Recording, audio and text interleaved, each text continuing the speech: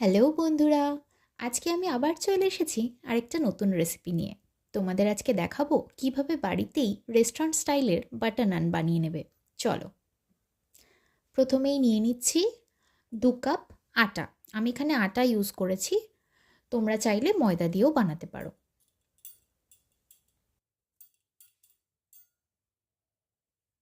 এর মধ্যে দিয়ে দিলাম 1/2 কাপ মতো টক দই, আর দিচ্ছি 1/4 চামচ বেকিং পাউডার আর স্বাদ মতো লবণ। এবার এটাকে ভালো করে মিক্স করে সামান্য তেল দিয়ে ডোটাকে মেখে নেব।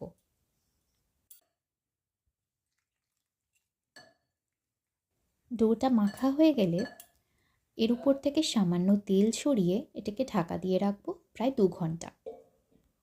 ডো থেকে কয়েকটা লেচি করে নিয়েছি, এবার এটাকে লম্বা লম্বি বেলে নিয়েছি। ওপর থেকে ছড়িয়ে দিচ্ছি ধনেপাতা কুচি আর দিচ্ছি সামান্য কালো জিরে।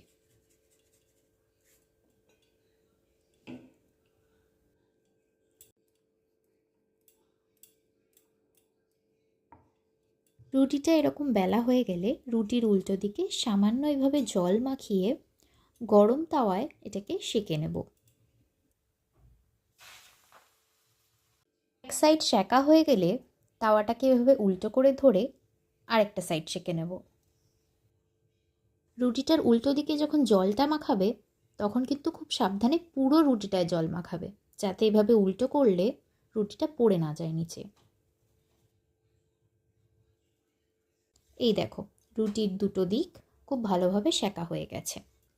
এবার এটাকে আমি সার্ভ করব সামান্য বাটারের সাথে।